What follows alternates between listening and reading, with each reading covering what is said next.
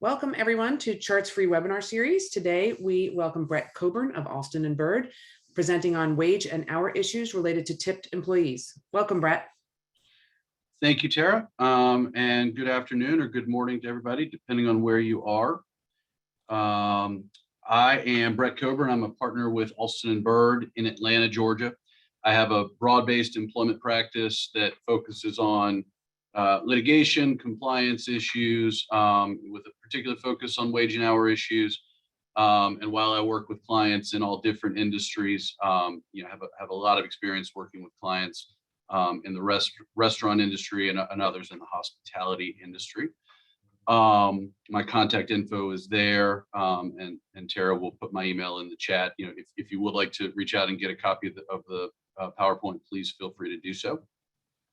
So, I'm going to tackle tipped employees today and rules for making sure that you're paying them properly. I'm going to spend most of the time focusing on the federal rules because those apply to everybody across the country. The state rules we'll talk about at a high level and sort of do some issue spotting once we get through the federal rules and maybe sort of talk about some differences between them. So I'm going to jump right in on the federal rules. Our starting point is minimum wage, right? The Fair Labor Standards Act says that employers must pay employees at least federal minimum wage, which right now is $7.25 per hour. But in certain circumstances, employers who have tipped employees are allowed to take a tip credit, where essentially the employer gets to take advantage of some portion of the tips that those employees receive as making up part of that minimum wage that they're required to pay. So under federal law, employers are allowed to take a tip credit for up to $5.12 per hour, which means you have to pay them in cash at least $2.13 per hour. And this only applies for tipped employees. We'll talk in just a second about what that means. If you are going to do that, you must inform the tipped employees of the rules, right? Which is how much cash wage per hour are they going to get? How much is it going to be increased based on the tip credit? You have to give them notification that the company won't retain any of their tips other than through a permissible tip pooling arrangement, and that you have to tell them that the tip credit won't apply to anyone who hasn't been told the information. So you've got to give them notification of that. And then this is a big one. I've said it before, and I'll probably say it, several more times throughout this presentation. The employees must retain all of their tips. The company cannot keep them. Managers and supervisors cannot keep them. All the tips have to go to the employees unless it's through a permitted tip pooling arrangement. And even then, the tips are going to the employees. It's just that they're being shared. All right, so let's break these rules out a little bit. What's a tip? Seems like a pretty basic question, but it's an important one and one that may not be entirely obvious. So a tip is something that the customer gives that is entirely within the discretion of the customer. It's not something that the customer is required to pay. Now, as a matter of just our culture and society in the United States, it may feel required, but it's not. And what I contrast that with is a service charge, which might be the service charge that says, hey, we're charging this because you have a party of 12 people.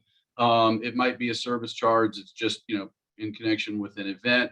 A service charge is not a tip, which means it's not subject to these things. There's actually just a case that came out earlier this week where that was exactly the issue. And the court said, no, the service charge is not a tip, which means the employer can keep it. It doesn't have to pass it through to the employee.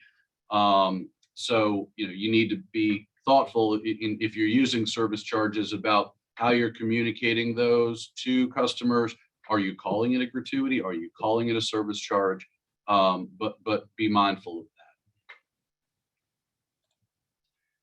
Who is a tipped employee? So this is critical, right? Figure out who, can receive a tip. Where can you use a tip credit and where can you not? So the threshold starting point is a tipped employee is any employee engaged in an occupation where he or she customarily and regularly receives more than $30 a month in tips. Okay, and I've listed some examples there. I don't think any of those will be surprising, that those are typically occupations where people tip. So the two things are making sure that the person is making more than $30 a month in tips, and then that it's happening customarily and regularly. On the $30 a month threshold, I want to be clear, this is just a threshold to make the person a tipped employee with respect to whom you can take advantage of the credit. The $30 doesn't speak to how you take the credit. It just, they have to be getting it more than $30 a month to even be, within the playing field of where you can use the tip credit. Okay. Part-time versus full-time does not matter. In other words, there's no proration for a part-time employee, someone who's a 0.5 FTE. It's not $15 per month, it's still 30. That month doesn't have to be a calendar month. I think, in most instances, it probably will be. But it can be, if your business has some other month periods that make sense, you can do that. But you certainly want to communicate to employees, what are the months, how are you calculating the months? The same way you would communicate to them, what is the work week? Individual tip receipts control. And what that means is if you have a new server, for example, it's not enough to say, well, this is a job where our servers always make more than $30 a month in tips. You have to look at the individual person and not just sort of make assumptions based on prior receipts of other people in the same role. There are different rules for the first month and the last month when someone starts and ends. And there you're allowed to focus on the rate at which the tips are coming in. So obviously, if someone starts, and they haven't had a month, if they're making tips at, at least, $7.50 a week, right? That would, when added up over 4 weeks, get you to the $30. Then that would get them there, until you have a track record to be able to look at it. What does it mean to customarily and regularly receive tips? Well, the way that the Department of Labor puts it is a frequency that's more than occasionally, but it doesn't have to be constant. And so, the idea, I think, is most of the time you know it when you see it. If you have someone who typically does not receive tips, or does not receive material tips that would get them over that $30 a month threshold, but maybe during the holidays, they receive tips only then, or they receive more tips and it gets them over. That's not going to be customarily and regularly, right? But I think most of the time with most of these occupations, they're pretty clearly tipped occupations. And so you will know, but you do need to be mindful that you've got to meet these requirements before we even can talk about use of the tip credit. Okay, so I'll say this again, because this is just a big deal. The employer may not keep any of the tips received by the employees, and this is regardless of whether you're using the tip credit. So when we get in a minute to tip pooling on the next slide, there's some different rules that apply depending on whether the employer is or is not using the tip credit.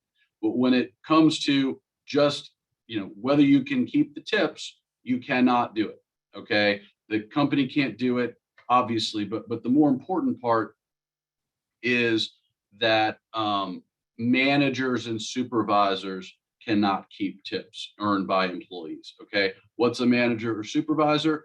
The regulations point back to the other part of the DOL regulations about exemptions. So someone who is in a role that would satisfy the executive exemption under the FLSA would be considered a manager or a supervisor for purposes of this requirement. And let me be clear about this.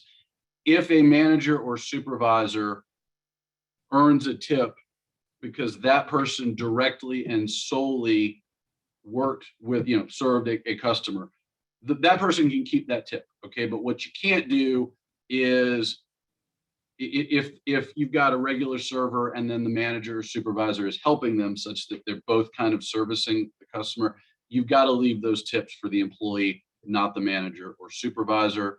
We'll talk in a minute, you can make a manager or supervisor kick into a tip pool, but you can't allow them to take out from it.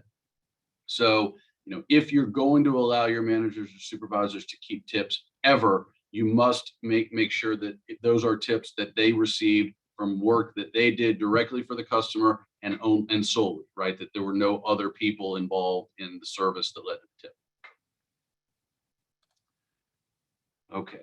And by the way, that last topic about allowing managers and supervisors to keep the tips, that is one of the, I'll try to point these out as we go. That's one of the litigation sort of, hot items that we see, particularly when you are talking about perhaps employees who might be on the cusp of, are they exempt as an executive or are they not? Meaning maybe they're a supervisor and maybe not.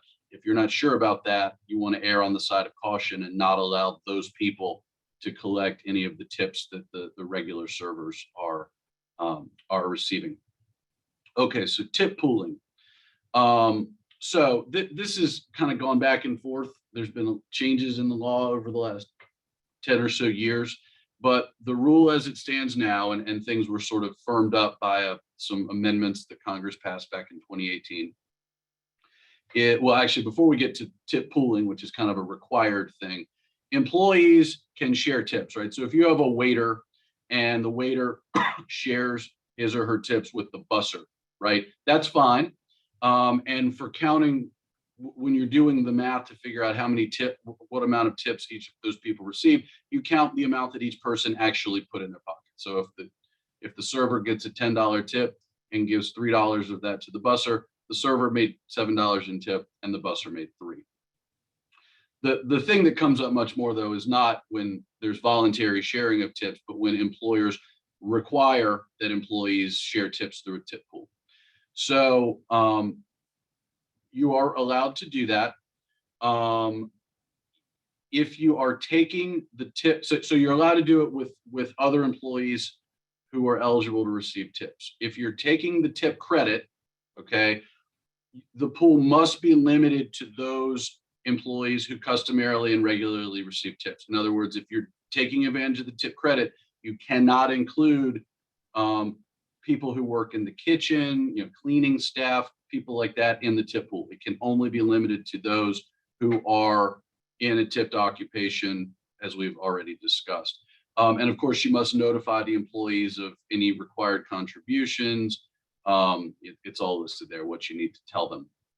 If you're not taking a tip credit, in other words, you're paying your servers, for example, regular minimum wage or more in cash, and you're not using their tips as part of that, then you can have a tip pooling arrangement that includes other non-tipped workers, dishwashers, cooks, other employees who don't regularly and customarily receive tips. Okay, that's one of the issues that's gone back and forth. Congress clarified that in 2018. But I'll say it again, in either case, whether you're taking the tip credit or not, you can't allow managers or supervisors to take out of the tip pool. You can force them to contribute if they're somehow collecting tips. Lastly, on the tip pooling, you need to make sure that you are fully and promptly distributing the tips. Generally speaking, you want to make sure that that is no later than the regular payday for the work week in which they were collected. But sometimes that's not possible. If you're running payroll on a particular day, the tips that came in that day or the day before, it may not be possible to get everything done. So if not, then it needs to be as soon as practicable after the regular pay date. And certainly you want to keep very good records of all of this, right? Who's receiving the tips, who's putting into the tip pool, what they're taking out of the tip pool, so that it's clear and you have good records of it after the fact. And I'll say this is another one where we see a lot of litigation on tip pooling, in part because the rules have changed quite a bit and flip-flop back and forth recently, in part because there are different rules in different states. And it's an easy thing to mess up. So, if you're not confident in your ability to carry out the tip pooling correctly, it may be something worth considering not doing, because it does create a lot of complication and certainly creates litigation risk. Okay, this is another one where there's just been a lot of confusion and lack of clarity. So,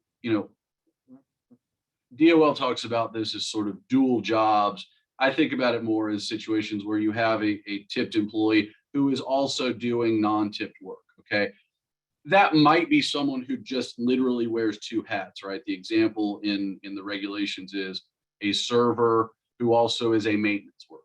Okay. Well, if it's that simple, right, and they're wearing one hat or they're wearing the other hat, you can only take the tip credit during the hours where they are doing tip producing work. When they're working the maintenance job, you have to just pay them regular minimum wage or more in cash, and no tip credit is available. The more complicated scenario, and the one that I think is much more common, is you have a server who is doing non-tipped duties. How do you deal with that? So this is the way that DOL kind of breaks it out. So you have to think about work that is part of the tipped occupation and work that is not part of the tipped occupation. Okay, if it's not part of the tipped occupation, which is the last bullet point here, you can't take the tip credit, right? That work, like the maintenance work we talked about before, you've got to pay regular minimum wage. No tip credit is available. Now, when we get into the work that produces tips, work that is part of the tipped occupation, that then breaks out into two subcategories. Work that produces tips, that's exactly what it sounds like. You're waiting on tables. You're, delivering luggage to a hotel room. You're doing someone's nails at a salon. You're cutting someone's hair, those things. Clearly, that is tipped work, and you can take the tip credit for that under federal law. Where it gets confusing is it's the work that directly supports tip producing work. So that counts as part of the tipped occupation if the directly supporting work is not performed for a substantial amount of time. And there's a lot there that we're going to unpack in just a second. But directly supporting work is work that you do directly in anticipation of the work you're going to do to serve a customer. Okay, and so there are a bunch of examples. I'm not going to go through these. I've got several slides here, but when you look at the regulations, and at the end of this, there's a link that will take you to the regulations. They're actually pretty easy to digest, I think, for the most part. There are good examples, and I've shared them here that sort of break out for different types of occupations. What is the tip producing work? What is the directly supporting work? And what is work that is not tipped? Okay. And so I'm not going to walk through these, but I do want to make the point that whether a particular role or a particular task might be tipped work or directly supporting work or something different, just depending on the context. And so, for example, bartenders. Okay, so if a customer says, "Hey, could I have a lemon to go in my drink?" and the bartender goes and slices the lemon, of course, that is tip producing work. You're doing it directly for a customer. On the other hand, if the bartender is there before the bar is open, or while there are no customers in there, and is just slicing up lemons in anticipation, that would be directly supporting work. Okay, and there can even be examples where work might be non-tipped work for someone or tipped work for someone else. So it context matters. There are good examples in the regulations. There are also some additional examples, not in the regulations themselves, but in the final rule that DOL issued. So there's pretty decent guidance out there. And if you're having trouble drawing those lines, certainly you should consult with your company's counsel. But the regulations and the supporting materials that DOL put out with them are very helpful. All right, so these are again just examples that you can look through. What is a substantial amount of time? So this is again, big source of litigation, and I'll say before I go through this, the key is tracking all of this time accurately, right? Which means training a whole bunch of different people, managers and supervisors, and the people on the ground doing the work about, how do you record these different buckets of time? What counts as tipped work? What counts as directly supporting work? Because you have to have records of this, accurate records, in order to engage in the exercise we're about to talk about. So, as I'm talking to a group of trainers, this is one where it is critical to have a good training program to make sure that everyone involved in this process understands how it works. So, all right, so the issue we're talking about is when you're talking about this directly supporting work. So it's stuff that is in anticipation of serving customers, but you're not actually serving the customers. How do you know when it's for less than a substantial amount of time? So, again, you get the tip credit if that for the directly supporting time, if it is not for a substantial amount of time. Well, luckily, I think Department of Labor has adopted a fairly bright line rule on this. And this is another one where this, what we'll call the 80-20 rule that we're about to talk about, has been around for a long time, decades. It's also used in a number of states that have their own tip credit rules. But the Trump administration was moving away from this in favor of, I think, a more sort of case-by-case standard to try to give employers more flexibility on it. When the Biden administration came in, they paused that rule and then ultimately issued a different rule, which is what where we are now. But certainly this is one where, at least in the past couple of years, there's been a little bit of movement. So there are two ways that something can be for a substantial amount of time. One is that if the directly supporting work exceeds 20% of the hours in the work week for which the employer has taken a tip credit. So it's not all the hours in the work week, it's just the tip credit hours. But if that directly supporting work is more than 20%, you can take the tip credit for up to the 20%, subject to the next rule we're going to talk about. But after 20%, any additional directly supporting work in that work week, you can't take a tip credit and you have to pay them full minimum wage.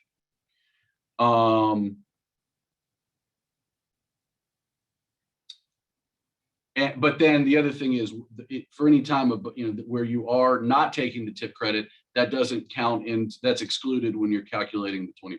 So I think this sounds more complicated than it is when you actually put pen to paper. I think it fits together pretty well. And then the other one, so if either of these is true, you're into that substantial amount of time, is any continuous period that exceeds 30 minutes. So if someone is spending more than 30 minutes cutting up the lemons, without customers to serve the lemons to directly who are asking for them, that would again put you outside of this threshold where you can use the tip credit. And again, if you get over that 30 minutes, so with the first 30 minutes, you could take the tip credit. After that, you would not be able to take the tip credit, and it would be excluded when you're doing that 20% calculation. So again, as you see the math here, I think you can understand why it is so important that this stuff be tracked really well. And of course, tracking it requires everybody to understand how to track it and what counts, in which bucket. All right. Last point on the federal materials is overtime. So we've been talking about minimum wage this whole time, and now I'm going to shift briefly to talk about overtime. So obviously, as the general rule is, an employee who works more than 40 hours in a week is entitled to time and a half their regular rate of pay for hours worked over 40. That's just the basic overtime rule. Well, how does that work when you've got a tipped employee? So so you calculate the regular rate by adding up all of the remuneration, all the pay that the employee receives in the week, and it's subject to certain statutory exclusions, and then you divide it by the hours in the week. Okay. But so the way it works with the tip credit is the regular rate includes the amount of the tip credit, but not any more, right? So if an employee gets, remember the tip credit, you can take up to $5.12 an hour, right? So that $5.12, if you're taking the full credit for that, is included in calculating their regular rate, which essentially means their overtime rate is going to be just, time and a half. If you're just having them, hit at minimum wage, that's what it would be. Okay. The point is any tips they get for which you don't take a tip credit, so tips above that, do not count in calculating the regular rate, don't have to be factored into the overtime calculation, because as DOL puts it, those tips are not payments made by the employer. Those are just, gratuities provided by the individual customers. Okay, so before I move on to the state issues, there are two resources here that I think are very helpful. The first, 29 CFR Part 531, that's everything I just said to you came from that section of the regs. There's a whole section that talks about all of these issues, and that is, always the starting point when you're dealing with these issues. There's another link below that. As I said, there's been a lot of back and forth, some as a result of congressional action in 2018, some as a result of flip-flopping by the Department of Labor. But there's a good, I think, helpful and relatively succinct document on the DOL's website that explains those changes and just sort of the history of what has happened. It also contains links to all of the rules that were issued by the Department of Labor, including all of the commentary that has some other helpful examples and things like that. So these are very good starting points if you have questions and you're trying to avoid that call to counsel, or you're just trying to get yourself further educated on these issues. All right, so now I'm going to shift and talk about state and local issues. So, this is one where we're going to stay at a much higher level than where we were on the federal, because we just don't have the time to go through state by state, city by city. Okay, but generally, understand that states and some cities impose different requirements on how you deal with tips. Okay, some states don't allow a tip credit at all. Okay, so in those states, everything we just talked about tip credit, even though federal law would permit it, you can't do it in those states. Okay, and I have a list of those that I'll share with you in just a second. Other states permit a tip credit, but maybe at a lower threshold. For example, Arizona, the tip credit is a $3 maximum rather than the $5.12 that's permitted under federal law. But there are also other rules that come into play in different states and cities about these different things. Like, what does it mean to be a tipped employee? There may be some variation there. There may be some variation on the issue that we talked about with the 80-20 rule and the sort of directly supporting work. So, when you're in states that have other rules, you do need to be mindful of those. And then similarly on tip pooling, the rules can vary some as well. So here's a list of states that do not allow a tip credit. And again, here's a website, federal DOL website that helps to give you some good resources here. But those are those states.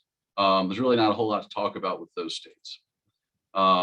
Now, states with a partial tip credit are listed here, same website to give you some more context there.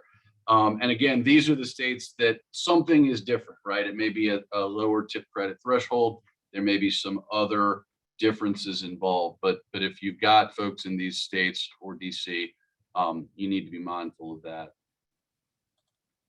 And here's a visual that I think sort of, helps you see this. The gray states are the ones that don't allow the tip credit. You can see it's primarily the states out west, but then a couple of others as well. Primarily in the southeast is where you're seeing really nothing at all. In other words, you're just managing federal law there. And then the light blue states are the ones where they do allow for a tip credit, but there may be some other rules that you need to be mindful of. All right, so here are just some examples of differences. California, again, you can't have this. This is really about tip pooling, I guess I should say. So you of course can't include managers or supervisors. There's a requirement there that it be fair and reasonable, and you have to distribute tips among employees who either provide the direct table service or who are in the chain of service. So just, again, just getting more into the weeds on what's required there. Let's see, New York, there are tip pooling rules in New York that are specific to the hospitality industry, but no equivalent provisions outside of that. There are very specific record keeping requirements in New York. I said earlier, you obviously want to keep good, accurate records of the tip pooling, the money coming in and going back out. But some states have very specific rules about what you have to document in that regard. Colorado, for example, employers have to notify customers, on the menu or something else that employees share tips. So again, little things, everywhere that you just need to be mindful of. And, as an employment lawyer, we are constantly dealing with this sort of ever increasing patchwork of state and in some instances local laws. And this one is, definitely up there in terms of being very complex when you look across the country. All right, best practices. So just a couple points. This is my last slide, by the way. Number one, this is really kind of a recap of some things we've already said. Make sure you're notifying employees of how their pay rate is calculated using the tip credit. Make sure you're posting that in conspicuous places. Ideally, you would be, in addition to posting it, where all your other posters are, and having it in your handbook, ideally you would put a piece of paper in front of each employee, have them sign an acknowledgement form, and then keep that in their personnel file so that if they ever claim that they didn't receive notice and therefore, you weren't supposed to use the tip credit with them, you have a document proving that you did provide them with all of the information.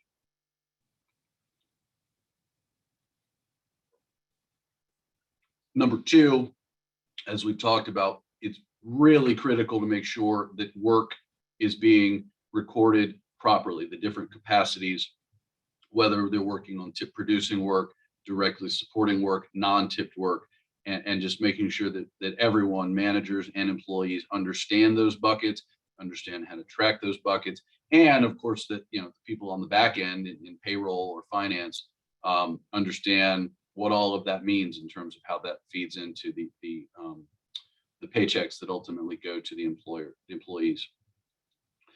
This is one I didn't point out before. Number three, remedy any tip shortfalls. I mean, remember, at the end of the day, the employee still has to take home minimum wage, right? And so if you're paying them the $213 and for whatever reason, they don't make enough tips to get that $512, you got to make up the difference, right? It's, so be mindful of that, and just make sure you have a system in place for tracking, anybody who may have fallen below the minimum wage because of a period of low tips.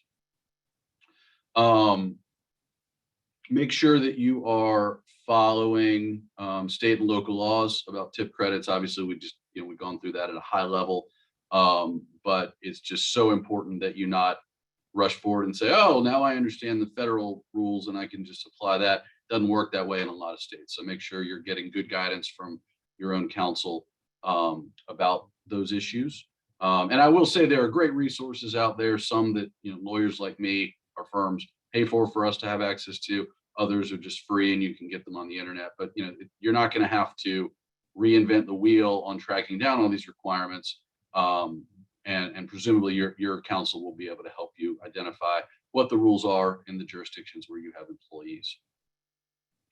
5, if you're using tip pooling, make sure that you're following federal rules and any applicable state rules about who can participate in the tip pool, what information has to be conveyed to the employee about the tip pool, and making sure that you're distributing the money promptly, and in accordance with the law. Here's the last time I'll say it. Ensure that employees retain all of their tips. Don't let managers or supervisors or the employer keep any tips. That is a big no-no. And then lastly, make sure that you understand your record keeping obligations, particularly those that may exist at the state level, so that you have the records you need in the event of litigation, in the event of a state or federal DOL audit of your practices.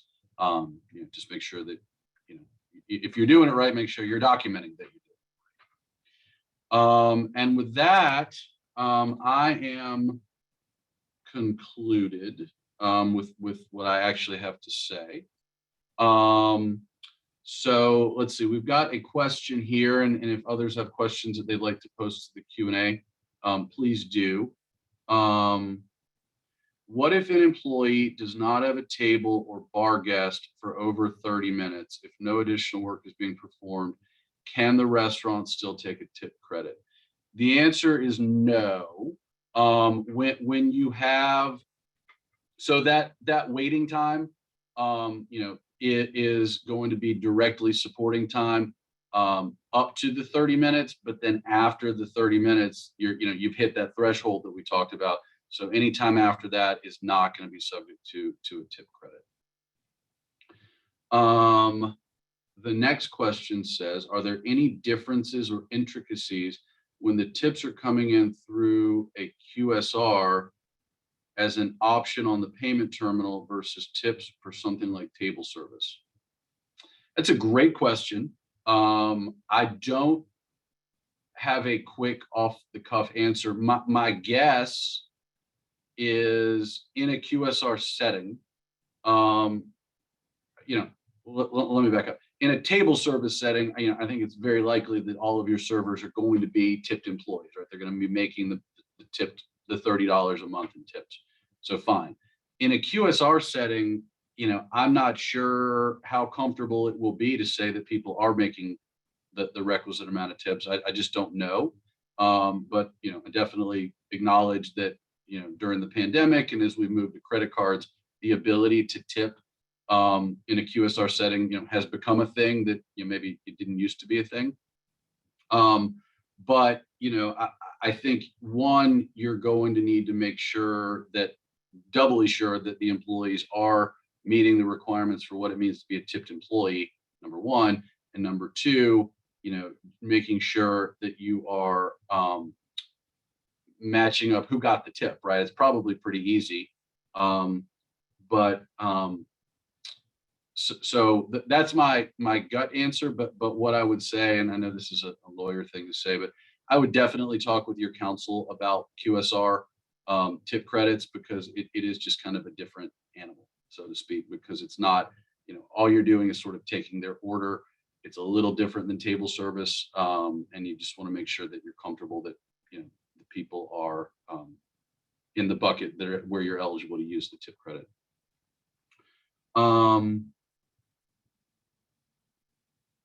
The next question I have is, where can we find more information on how gratuities and service charges need to be distributed, especially versus how tips are distributed? So what I will tell you, if you'll bear with me a second, the starting point on this, if you want to see what the actual regulation says, is 29 CFR 531.53. I think, bear with me a second. Nope, hold on. No, it's 531.52 is what talks about service charges. Hold on, bear with me 1 second.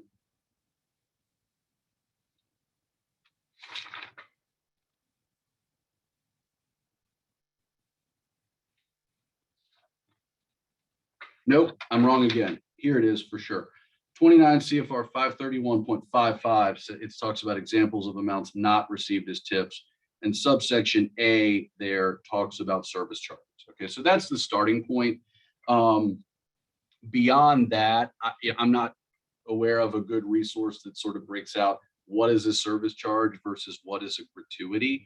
I would say to some extent, it depends on how it's characterized, right? If you just put it on the bill without the person having any ability, the customer to say, no, I'm not going to pay that. That's a service charge, right? But it also may depend on what you call it, right? If you call it a service charge and it's a required charge, fine.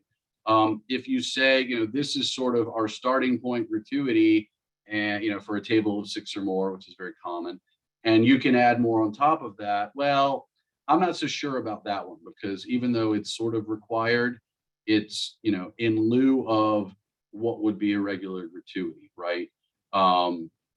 So I think you need to think about it through that lens. Is it something that is substituting for what would be a tip? Or is it something wholly separate than that? I mean, this is not directly responsive, but it's a way that I think about it. Like when you get your haircut, right? All you're paying for is a service. You're not, if you go to a barber shop, I'm not getting a product, I'm getting a service. I'm paying however much for that service, and then I'm paying a tip on top of that.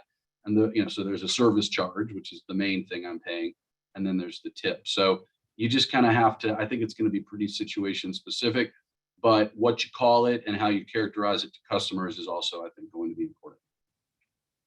Let's see. Should all credit card tips be claimed by the POS system?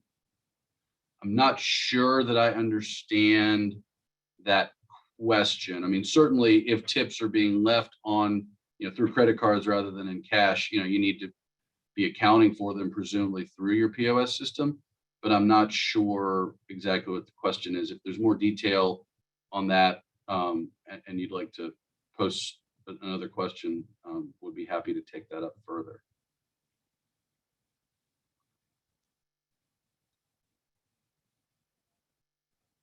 And also happy to chat offline about this or about anything else as well. Okay, so those are our only questions. Why don't we maybe wait another minute or two, but looks like we might be able to give everybody about 15 minutes of their day back. But I am happy to hang around, for the rest of the hour. I'm also happy to connect with anyone offline if you have further questions or are looking for further resources. Okay, and just a reminder to anyone who may have joined afterwards, Brett will make the deck available to anybody who would like it. You can email him at brett.coburn@alston.com, and he can send you the deck directly. This webinar has also been recorded and will be online by tomorrow, probably. Brett, thank you so much. That was really very helpful and very specific and useful information. So we really appreciate it. Absolutely. Happy to join you. Thanks for the invitation. And Tara, I'll just stick around for a couple minutes in case there are other questions, but I think we are formally concluded. Okay, I'm going to stop the recording then, and we'll stay on. And if anyone wants to be taken off and ask directly, I can take you off mute.